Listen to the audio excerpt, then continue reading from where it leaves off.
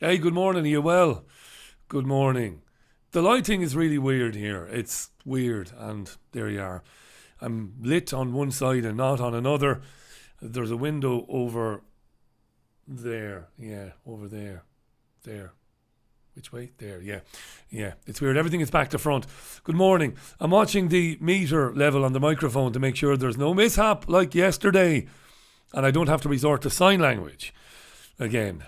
About 3 minutes I was chatting away with myself yesterday. Didn't realise that the mic had disconnected itself. And if it wasn't for a text from Sharon Gale in Portsmouth, I think I'd have carried on for about 20 minutes. I'd have just carried on. Bit like that. That's the way it would have went. We are Wednesday, August 7th, 2000. That's the Sex Pistols Experience t-shirt right there. 2019. And this live stream is where, if you're new to it, if you've happened upon it, I'm going to be looking at the front pages of the UK's newspapers today, and at one or two stories inside the papers that caught my attention. My name is Richie Allen. How you doing? Jason Williamson, good morning. When are people going to come together and fight back, Richie? I don't see it happening, ever. People are for themselves these days. It winds me up big time. Yeah. They are. And it's something that... have I got something on my lip there? Have I? What's that? I've been bitten. Oh, I know what it is. Jesus, wash your face, Richie. I had a bit of a strawberry smoothie before I came up. Oh, Christ. And I didn't wash my mouth.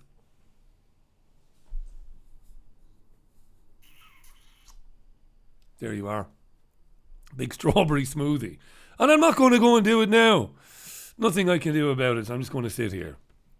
You dirty bastard, Richie. Did you even brush your teeth, did you, you baldy bastard? I did. It was lovely running this morning. Because when I was running, there was a bit of a light rain. Not a light drizzle now, but light rain, and it was lovely. Just around 6 o'clock this morning, running down Liverpool Street. Nobody around. No children, because no school, which is great. No prison for the kids. Just lovely. A few birds here and there. Not as many birds as there should be, mind. But it was gorgeous, just running down. And then up Langworthy Road. Dodging the bullets, because you know when you run up Langworthy Road in Salford, you've got to dodge the gang warfare going on. You've got to kind of dodge the bullets and step over the bodies, and that was fine.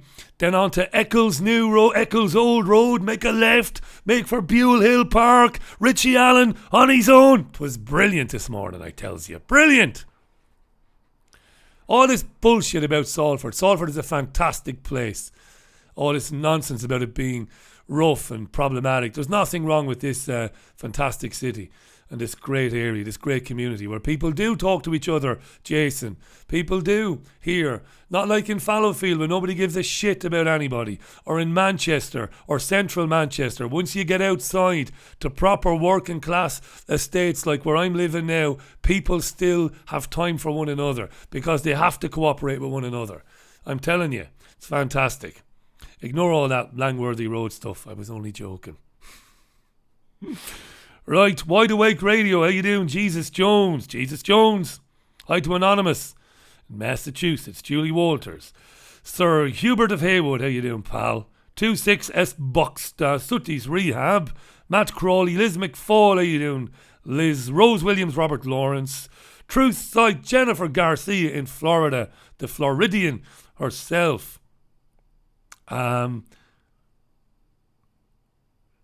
Vegan, Chris, Charlotte, how you doing, Charlotte? Hot God, Yupkek, let's go on down. Patrick Vidin, lovely. Pierre Robertson, how you doing, Pierre? Thugspiracy, that's William. Threta Glumberg, Jake Triplies. My tongue is really swollen on this side of my mouth. I don't know if I bit it, maybe in my sleep. The little bit of sleep I do get, or see, I'm absolutely obsessed now with the smoothie marks on my top lip. dirty bastard. Good morning to Mawinga. Steve Bennett's tuned in. It's wet in Limerick, says Tuha Day Dannon. You dirty bastard. How you doing, sir? Sean Mack. Fat tongue. Thanks for asking about my... I'm glad so many of you are concerned about my big fat tongue. I can't. It's disgusting if I do it. I don't even know if it's blisters. No, I'm not going to do it. I'm not going to do it because some of you will be turned on by it. You're not going to objectify me. You're not going to objectify me. Don't care how gorgeous I am. Marvellous. Hi to Faisal. How you doing, Faisal? Samantha Jordan. Jazz as well, Samantha. It's the jazz woman as well. She's forgotten all about it now. William Gibson. RNS de Bonneville. Lovely. Let's go on to Great Chip. Great Chip had a cracking Scottish sausage butty. Mother's just come back from Scotland with a couple of slabs. Good man. Don't objectify me. Let's get straight into the paper, shall we? That's why we're here, you know. Thanks to those of you who enjoyed listening into Dean Henderson last night and Andy Chambers. Let me just tell you that Andy Chambers' story checks out. He dropped the little girl off to school and the fuckers took her. And when the court judge said, give him back his daughter, because the social worker said we took her because he was being uncooperative, they doctored up some story alleging that he was running around the corridors of the girls' school praising Hitler and screaming that he was a Nazi. No such incident was ever filed or logged by any school, let alone his school, his daughter's school. They took his daughter. It checks out. I don't allow people to come on my programme and say things like that unless they can demonstrate to me prior to the programme that they've got some documentation to support the claims they are going to make, because that's journalism, right? That's what's going on in our world. And Andy was right. The child is a commodity. The child is a very valuable asset worth thousands and thousands and thousands of dollars. Oh, shite. I'm going to wash this t-shirt in a minute anyway. Have I got any water? I can't look at myself. Hang on there. Hang on, I said. Hang on.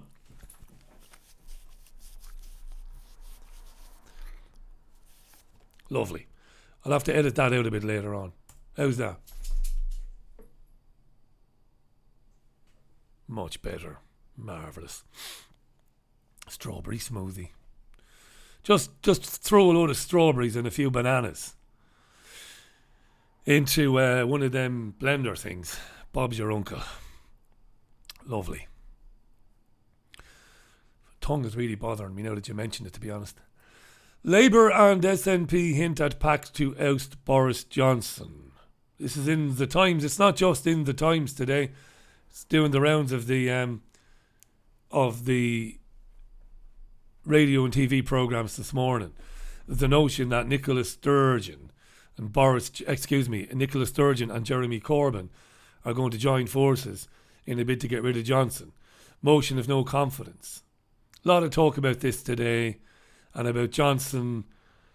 You know, if there was a motion of no confidence prior to October 31st, and if Johnson was to lose that, some of Johnson's closest advisors have been saying that rather than resign, Johnson would call a general election for sometime in November in a bid to leave with no deal, irrespective of the fact that he had lost a confidence vote. That isn't that complicated. I think I explained that pretty reasonably. So the Scottish National Party, Nicola Sturgeon wants to free Scotland from the Union. That's no bad thing. I would agree with people like Tommy Sheridan, of course. But she wants to hand the country over to the European Union then. Anyway, that's on the Times today, on the front page of the Times. Let's move on. The Express newspaper. Boris tells European Union, you must back down, but they won't back down. This is about the withdrawal agreement. The European Union says, when I say the European Union, there are various spokesmen and women that they roll out on a daily basis, speaking for the 27 other member states, which is a nonsense. This is it's one of the reasons why there shouldn't be a European Union, right? 27 countries, hundreds of millions of people, power basically handed to Brussels, and a couple of people in Brussels, not Juncker anymore. You know what I'm talking about. The Commission. And they say, well, we're not going to negotiate. So they're saying that they will talk to Johnson's government about the political declaration. But on the withdrawal agreement and on the Northern Ireland backstop, the European Union says, no, that's it. We're not going to negotiate that or talk about it. Boris Johnson is allegedly saying, you have to. You have to back down, because if you don't, we're leaving on October 31st with no deal. Now remember, I've predicted the UK will never, ever leave the European Union with no deal. It will never walk away from the European Union, completely free of Brussels, completely free of rules, regulations, handed down by Brussels. It'll never happen. And we'll see this unfold in the next few weeks. So that's the Express today. There's quite a bit of this in the newspapers today. All you got to do when you think about the European Union is remember one thing. The European Union came out of the failure of the world's petrochemical, pharmaceutical companies and the biggest banks to dominate a post-World War II Europe allegedly led by Adolf Hitler. That was the plan. That's why these massive cartels, petrochemical companies, banks supported Hitler. They wanted a Europe controlled centrally from Berlin by Hitler's government. Of course, Hitler wouldn't have been in charge, of course. Obviously not. And some of the, most important people in the very early days of the notion of uniting Europe around agreements. We're talking about the Treaty of Rome. Many of these people were lawyers who'd worked in and around the Nazi Party. This is all true. There's an amazing book called The Nazi Roots of the Brussels EU, and it lays it all out there, who these people were that founded it. The European Union is all about centralising power. It's very difficult to control what's going to happen in the world if there are dozens and dozens and dozens of countries where the governments of those countries act in the interests of the citizens of those countries. If you have governments for the people, of the people and by the people, probably said that wrong, of the people, by the people and for the people, well, the biggest petrochemical, pharmaceutical and financial companies of the world, banks, can't very easily get their way. So the way to do it is to concentrate power in the hands of a very few people. And that is the essence of the European Union. You have to understand that. This is what the younger folks who've got this notion into their head that they've been betrayed by baldy gammons like me, and by taking the UK out of the European Union. They need to get it into their heads. They need to understand sovereignty. I'm not saying the UK is a sovereign nation right now. And, I've had many men and women on my programs over the years to talk about the history of this country. The people of this country have never been free. The people of I shouldn't say the Republic of Ireland. The people of Ireland have never been free. We were briefly. So that's why people like me, socialists, could never support membership of a trading body like the European Union. It's not a trading body, but you know what I mean. A overarching club, basically, where decisions are made that affect the people of this country, but they're made by people, many of whom have never set foot in this country. And that's what they don't understand, the young. This is why I talk often about ignorance being celebrated. People go on Twitter and scream about stuff, but they have no idea, they have no knowledge. They haven't educated themselves. So a lot in the papers today about the impending leaving with no deal. This is the I paper. European Union open to new deal, allegedly, if Boris Johnson, drops his red lines. The red lines around the backstop. This is the Irish Prime Minister, the Irish Taoiseach, Leo Varadkar, who is an absolute moron in every sense of the word. A lackey, a puppet for Brussels, if ever there was one. Ireland is nothing but a vassal state of the European Union. I mean, I've said this before. My country, Constance Markovich, Michael Collins, James Connolly, I could be here all day long, would be turning in their graves if they knew what happened to our country. If they knew that the finance minister, the Irish finance minister, is not allowed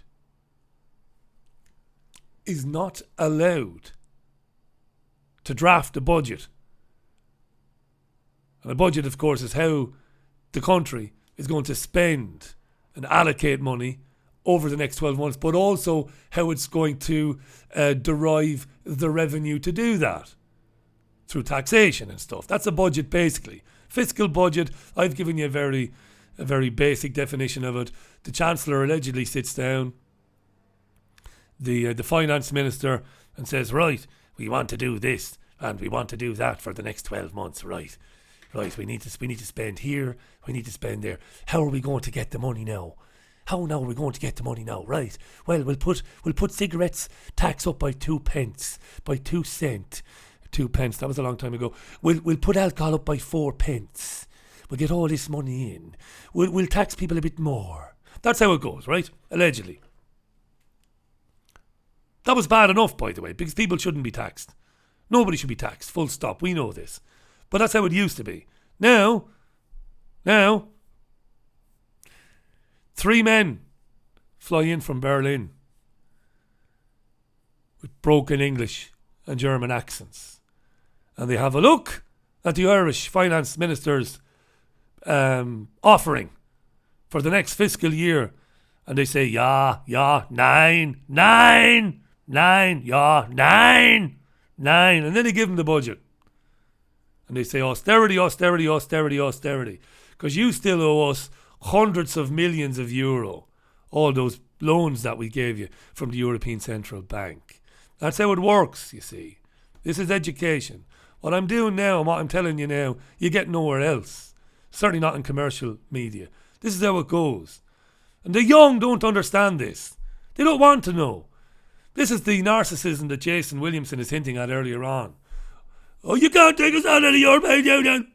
Why not? And really, for the young, all they're thinking of is Ibiza and fucking Ayia Napa. That's it, basically. That's it. That's the narcissism. Me. Oh, it might be more difficult for me to go someplace. Well, it won't be, really. That's just a nonsense. These countries, tourism is their lifeline. Don't believe the liars when they say, if we leave with no deal, that you might find it difficult to go and stay and travel in these countries. Don't believe it for a minute. It is a lie. These are important truths. Germans rock up. Yes, the Germans. The Frankfurt Rothschilds. The Germans rock up. Yeah, 9. Where's the sovereignty there? How could you say with a straight face that Ireland is a sovereign nation? Well, what we'd like to do now, this year now, what we'd like to do is, well, we'd like to spend a bit more money on social care. We'd like to give a bit more money to people who are looking after relatives that are unwell. 9! You will screw people to the wall. You will screw them. Because we told you to. And the merry Indian, Leo Varadkar, says, okay.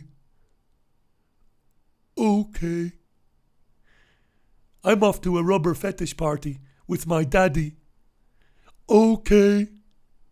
I don't care, because if you pay me enough money a year and I get to live out the rest of my life in comfort, fuck the Irish, right? Huh? That's how it works. That's how your politicians work. Not a single politician today, yesterday, or tomorrow in any country, in any world, is serving your interests. Never have, never will. The Telegraph. Stifling rules on GP pensions to be relaxed. Yeah, let's look after doctors, yeah.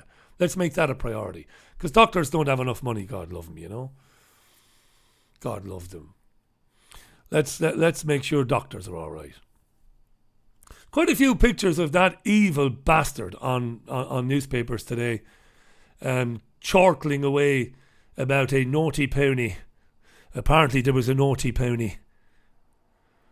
Shame the pony didn't turn around and back kick the fucker into oblivion, but anyway, there she is. You know why she's still alive? She's never went to a doctor in her life. Oh yeah. Bastard. That's the Telegraph. The Financial Times. Oh, she's a lovely little old lady. She is, yeah. The Financial Times. I forget the Times. Fuck the Times, huh? The Metro. Premier League clubs child abuse shame. Dario Gradi. This is about. I won't get into it. Child abuse is everywhere. Everywhere. And this is about Chelsea in the 80s and young boys who were molested in the 70s and 80s. The man who did it is dead now. But Dario Gradi is a very famous coach who spent years at Crewe Alexandra. Years and years and years. Donkey's years. And apparently was a very, very, very bright and very capable coach. Is coming in for some criticism today. Martin Samuel has written in the Daily Mail an article that criticises Dario Gradi, suggesting that he didn't do nearly enough when he knew that boys were being abused at Chelsea. It's depressing stuff in the Metro. Depressing stuff. The Daily Mirror then. It's 8 minutes to 10, by the way. Lotto winner says, I'll use the cash that I've won to look after my autistic kid brother. Good for you, pal. He'll get £10,000 a month for 30 years. That's how he gets his winnings. That's not bad, eh? Good for him. I'm sure he'll be able to live on 10 grand a month for 30 years. Yeah. The Star. There you go. Same story. And it's Rita Forward. There's a bit of sexism. You could argue there's a bit of sexism there, but there are some stories about sexism in the Guardian. Fucking Guardian. We'll come back to it in a minute. Me. Me.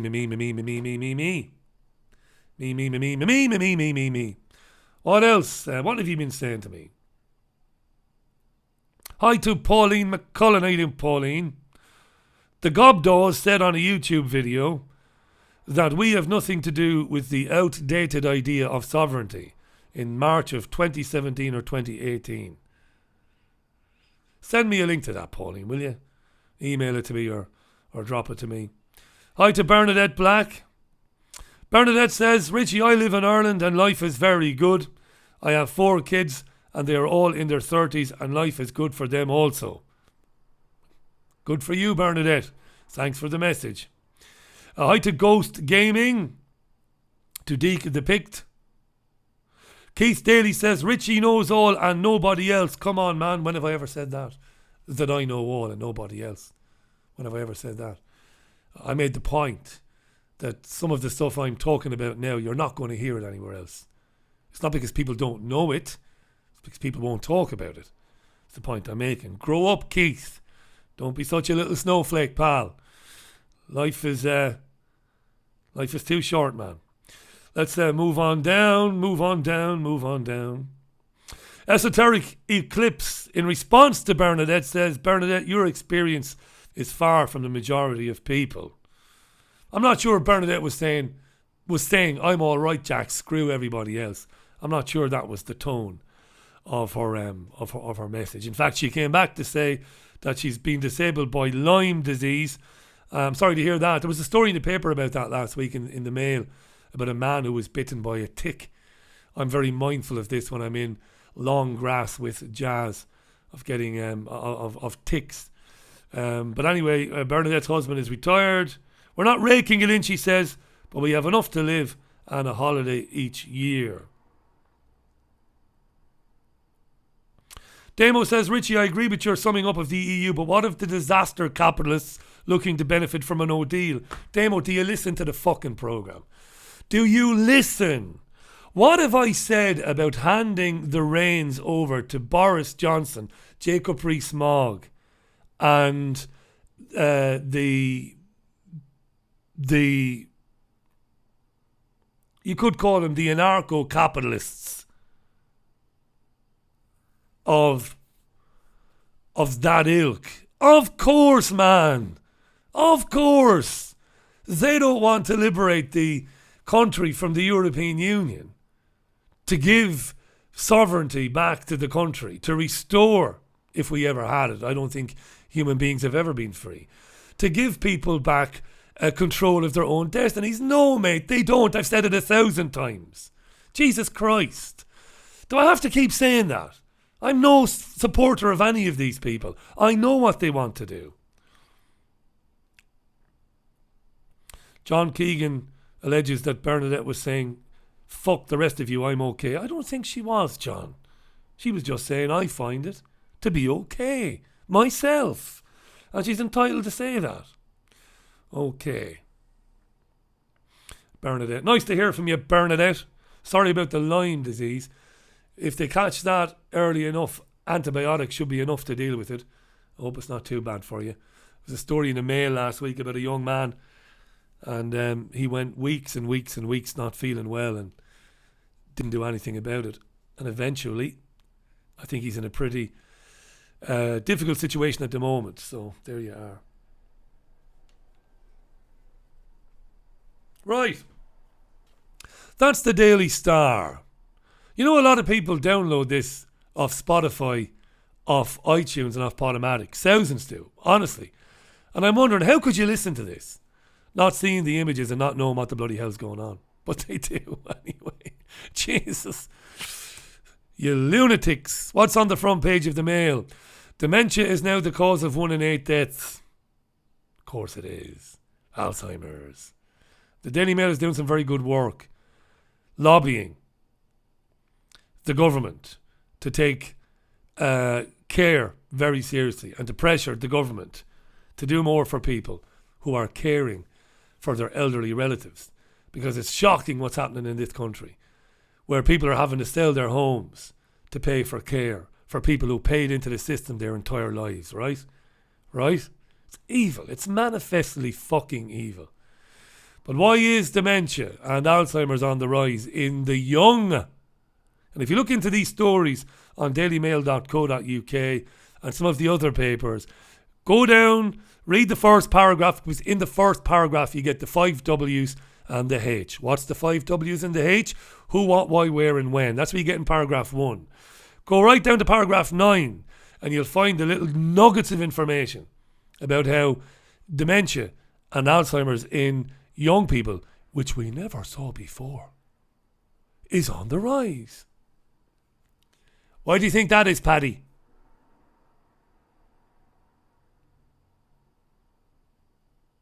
Oh yeah, those things up there causing collapses in bee colonies around the country. Aluminium. That's why people are getting dementia. And why fucking doorbell. Can you believe it? Can you believe it? I'll be back in a minute. Don't go anywhere. I'll have to edit this later on now. Unbelievable. Back in a second. Stay there now. Back in a minute. Back in a minute.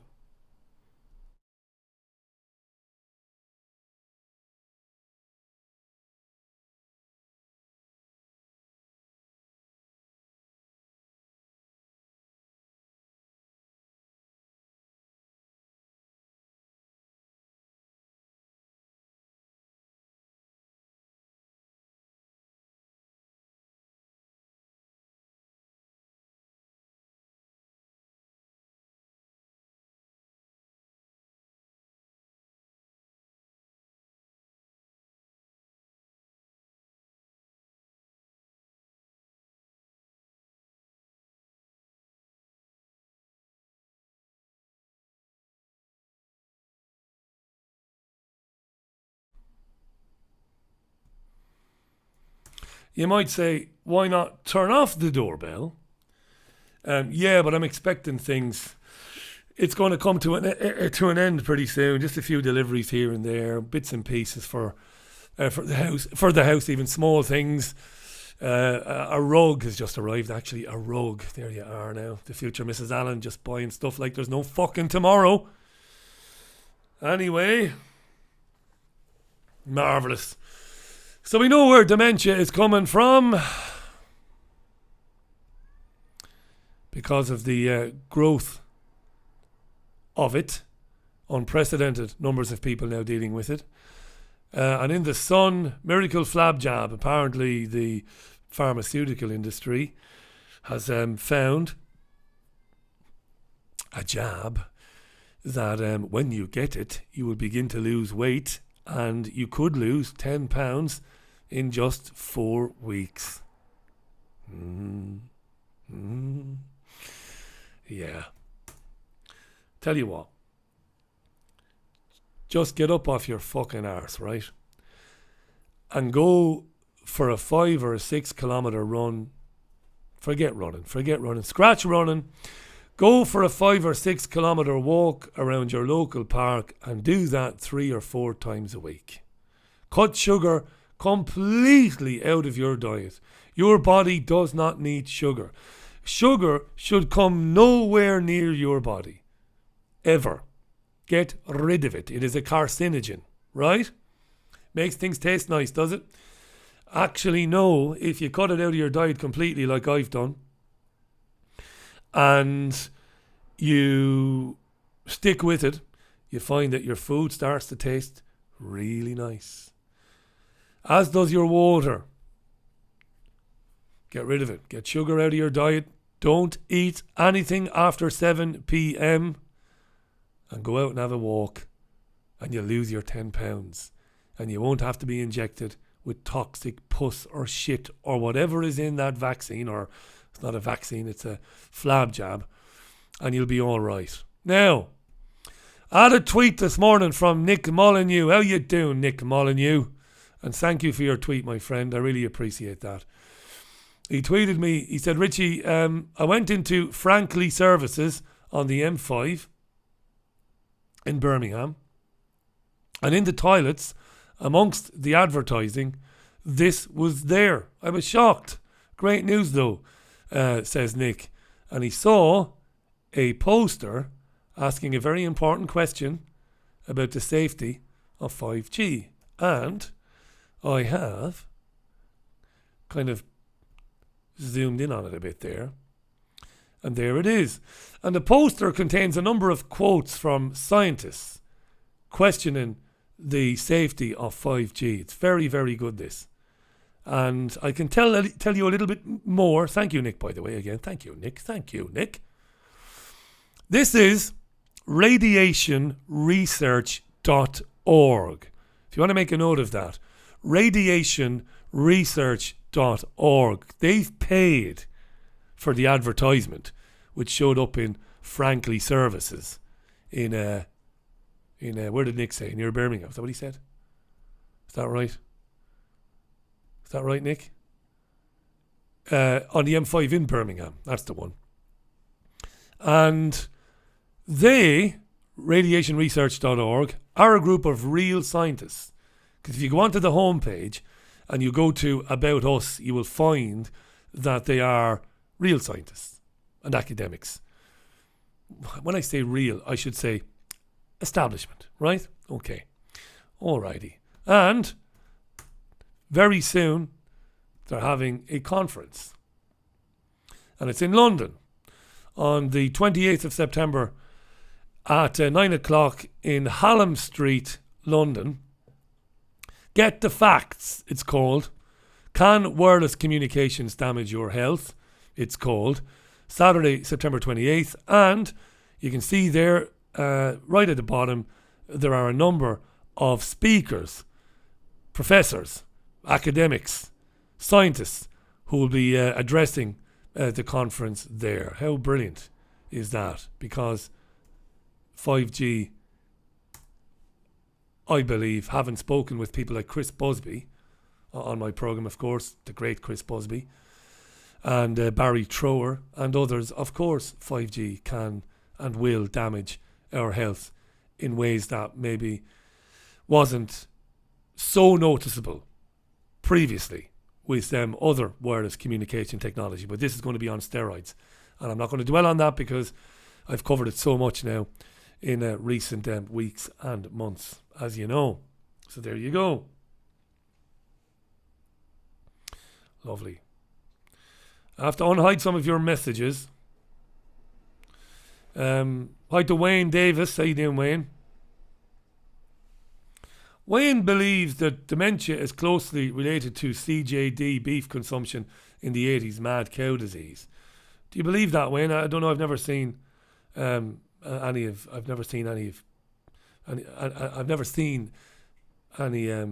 such evidence, but I'm not disputing it. Hi to Day Lynn, who lost 2 stone in 2 months with a proper diet of greens and meats, no processed or packaged anything. Good man. Good stuff. Hi to Danny Warden, who's only seen 1 or 2 honeybees in the garden this year, but loads of bumblebees. On the upside, no Asian hornets, which stung Danny a couple of times last year. No Asian hornets. Cheers, mate. Hi to Monty Mole. Lovely. Could you hear Jazz barking there, could you? Tough woman. Big hard woman, Jazz barking. Screaming down the stairs. Lovely. Alrighty then. We're going to move on with 1 or 2 more stories and then I'm going to get out of here because the time is flying. Peace, Dreamable, Good News Bear. Thanks for all your messages today. I really appreciate that. And if I missed any out, it's not deliberate.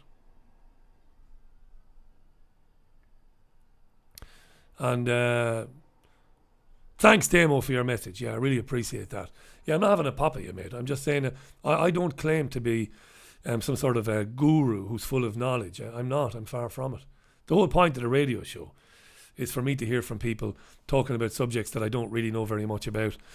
But you know, in terms of talking about politics being a control mechanism, and in terms of putting out there the notion or the idea that nothing will ever change through politics, you know, me talking about the Queen and the oath of allegiance and all of that, there isn't anybody else doing that. That's generally a theme that I seem to be the only person in serious independent media that's talking about that. It's not because I know it exclusively, I'm not saying I do, but nobody else wants to talk about that. And this is what identity politics is doing. It's actually drawing people back to politics and the notion that I am part of the right or the left or the far right or the far left, or I'm more central ground. People are identifying with it again after a period of time when there was a bit of hope, when people were turning away from it. Anyway, that's just me. Let's have a look at 1 or 2 stories and then I'm just going to do one, right? I'm going to do one. I don't believe in the death penalty, and I really don't believe in violence as a means of conflict resolution. And I don't believe that we, as sentient spiritual beings, will ever release ourselves from our bondage through violence. I don't. I believe it'll have to be people coming together, standing together in peace and turning their backs on the system. That's what I believe. Disobedience. Sometimes I'm pushed, though. Sometimes I'm pushed. And I think if I was ever... I'm not a tough guy and I don't talk tough. I'm certainly not a tough guy. I think if I was to encounter him, I think if I was to be in DC, or if I was in Texas, or if I was in Louisiana, and this fucker here happened to be in a restroom, and I was in a restroom, I think I would knock him. I think I would fucking kill him, to be honest. I really would. I don't have hate in my heart.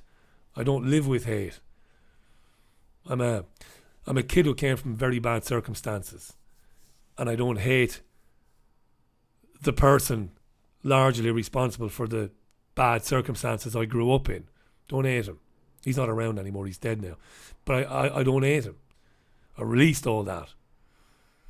and I don't hate him, but I could fucking kill him, I think. I think I could lose my temper and do time for him. This is neocon Zionist John the Walrus fucking Bolton, who's doubled down on the threats made by Donald Trump yesterday to ruin Venezuela. You see, people think we're not at war. We're not at war. People don't understand war. What they are doing or attempting to do to Venezuela is as bad as carpet bombing the country from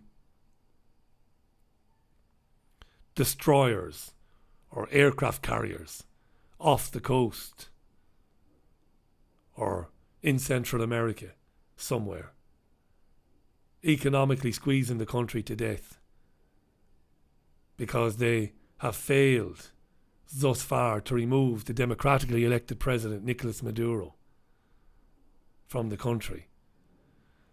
And this fucker was in Peru yesterday, threatening to ruin Venezuela,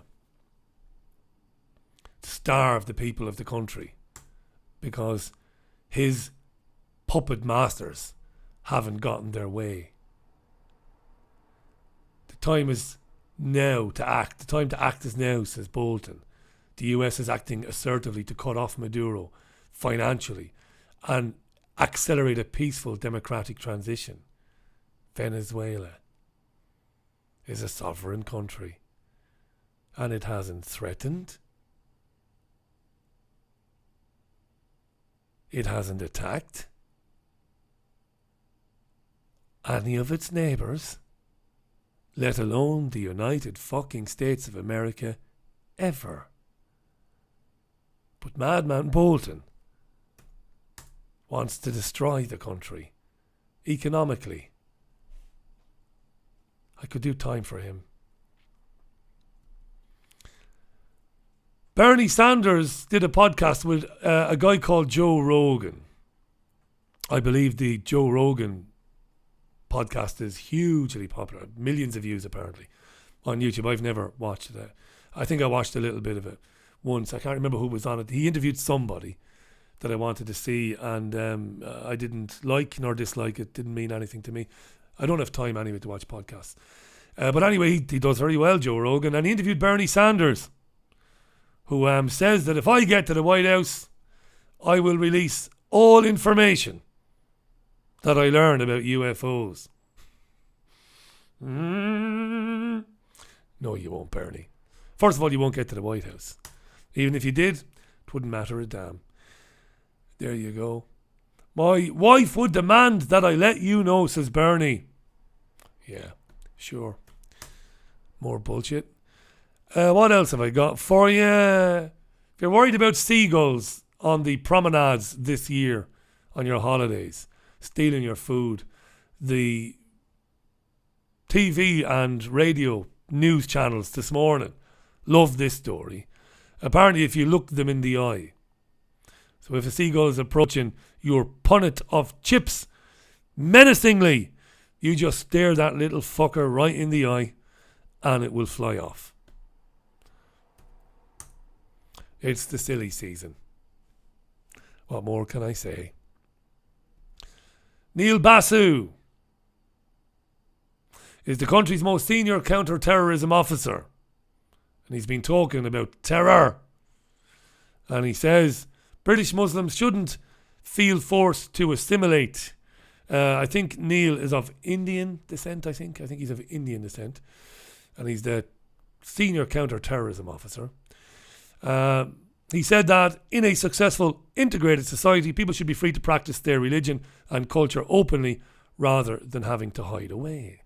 He also said more needed to be done to eradicate poverty, improve education and increase social mobility if community cohesion was to be improved. Social justice is the way to end terrorism because apparently 80% of those who would wish to do us harm were born and bred inside the UK, apparently. So nobody should have to assimilate or integrate. Nobody. In a free and open society, you should be able to do what you want. People should respect that, and they should respect you. Utopia. Neil Basu there. the UK's right-wing faction melting down, presumably today, hearing that. They might have a point. So there you go. This comes amid, according to the Telegraph, amid the ongoing debate about the best way to integrate Britain's diverse population. Yeah. There you go. Diversity, inclusivity, political correctness. It's everywhere. There's no escaping it. I like a pint of cask conditioned ale. It's lovely stuff. Love it. My Irish mates won't like this, but Guinness is not what Guinness used to be. Guinness is just a pile of chemical shit now. That's all it is. Cask conditioned ale. That's where it's happening. I fell in love with it years ago in London. Pint of Young Special. Yeah. Oh. So, there's an organisation that campaigns to promote real ale, cask conditioned ale. That organisation is CAMRA, C-A-M-R-A, CAMRA, C-A-M-R-A, CAMRA, right? And they're on the lookout for sexist marketing and sexist labelling of our nation's cask conditioned ale. This is the sort of shit you see that wears you down because it's not isolated. This is an example, but it's not an exception to the rule. This is becoming the rule. This is totalitarianism. People can't do what they want to do. They can't be creative and market their products in ways that they would like to because they'll be called sexist and gammon and everything else. So CAMRA calls time on sexist names at Great British Beer Festival. Drinks are being checked for inclusivity. I want to fucking scream most days, you know. You've no idea what it's like to do this 16 hours a day, 6 days a week. Because I'm overwhelmed by this stuff. And it's getting worse and worse and worse and worse. It's terrifying people. It's transforming people. It's affecting their personalities. Everywhere you look, people who are doing harmless fucking things are being told that they are ugly human beings, that they are sexist, that they are homophobic, that they are misogynistic, and that there's no place for them. You're awful. And in this case, because they've been creative with a few names for different beers. No escaping this madness. Drinks that have fallen victim to crude stereotyping, such as Slack Alice, a cider described as a little tart, and pump clips. That's the clip that clips onto the beer pump, you know, when they're pulling it. Featuring scantily clad, buxom women have been banned from the event at London's Olympia Theatre, which will see, it's not more than a theatre. It's a big, huge venue, which is set to attract tens of thousands of visitors.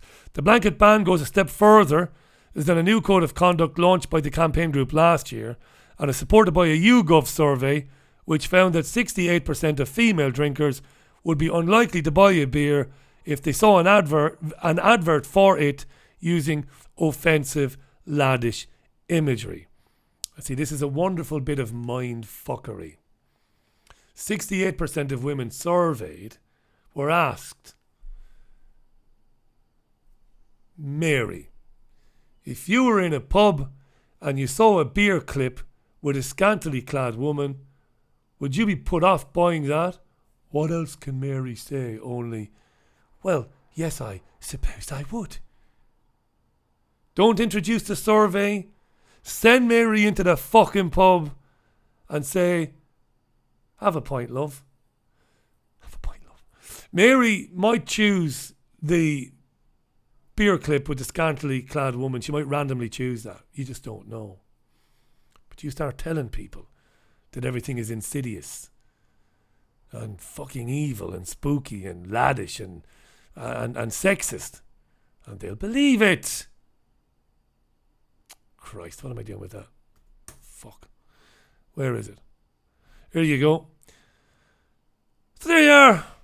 Consumer organisations like Camera have an important role to play in making women feel more welcome in the beer world.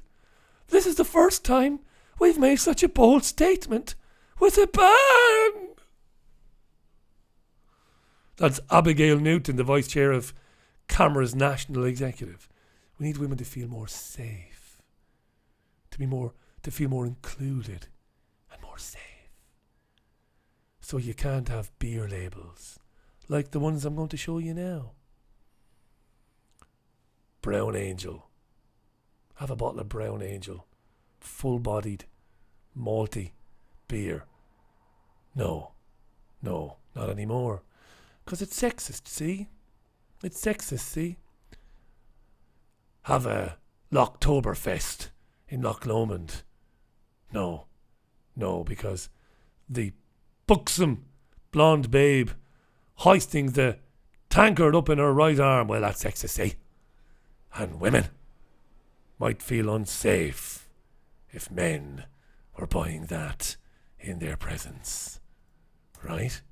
What else have we got? Hoppy ending. Hoppy ending pale ale. No. Dangerous. Fucking dangerous. And if that's bad, what else have we got here? Erica Rowe. Do you remember Erica Rowe, who streaked at Twickenham all those years ago, the first time that a young, red-blooded, future Baldygammon Irish boy in Waterford City called Richie Allen ever saw the female form nude? Erica Rowe, striding magnificently across the Twickenham pitch in her birthday suit. 'Twas an image that stayed with me in my self-discovery years. Erica Rowe. I've been very diplomatic there. Self-discovery years. And finally, there'll be no more ordering a pint of Top Totty. Top Totty is off the menu as well. Do you see where that goes? You see, I'm making a joke of it. It's all very funny. But that's insidious. It never ends, that. It never ends. That is totalitarianism. I don't care. I know some of my female listeners will say, no, it isn't, Richie. You know, it's the same as page 3 girls. We see the page 3 girls. Did you ever have a conversation with Melinda Messenger? I did, many years ago, on my radio days in Spain. Melinda Messenger is a genius. Very smart woman. And did the glamour modelling. Knew what she was doing. 'Twas of her own volition. Funded her education. And funded some of her business ventures. It was like when you took the walk-on girls away from the darts. Men weren't sitting at home watching the darts, waiting for Michael Van Gerwen and Gary Anderson to come on. Men weren't sitting there going, oh, lovely girls. Men weren't doing that. The promotional women, students, many of them, who took the work with Barry Hearn's PDC, Professional Darts Corporation, were intelligent women who wanted to make a nice little earner. And they didn't just walk the men on to the stage. They did corporate work backstage for the organisation, hosting work for VIPs and people who'd bought special tickets and stuff like that. And they were more than just pretty faces. But these social justice fucking warriors and these progressive lunatics, fat, ugly fuckers probably, I shouldn't say that because I don't really mean that, but it really annoys me. You can't do that because it demeans women. Doesn't demean women at all, really. It's a woman saying, yeah, I've joined a modelling agency. Yeah, I'm fairly pretty. I can make a nice few bob. The work is very easy. Don't have to do very much. No heavy lifting involved. You know? Make a few bob. But that's where we're going.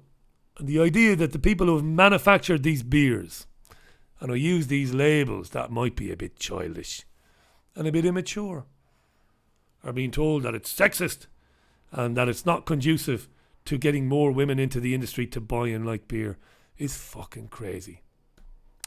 And I'm going to leave you on that one, I think, today. I'm going to leave you on that one. Am I still on? Do camera on. So there you are. So that's me. I'm back with you today. Mr. Ethical Nicholas Wilson will join the programme. What an amazing guy Nicholas is. And I'm pretty sure Jim Fetzer will wing in from Wisconsin as well. We'll talk about El Paso and Dayton and the gun control stuff around that. So that's all on the Richie Allen Show today, live on the usual channels from 5 p.m. UK time. Thanks for watching this morning. Really appreciate that. Thanks for your comments on the chat as well. We'll chat later then, I suppose. I better crack on and get on with my work. Until 5 p.m, you have a really good Wednesday it is. Have a good Wednesday. Speak later. Bye.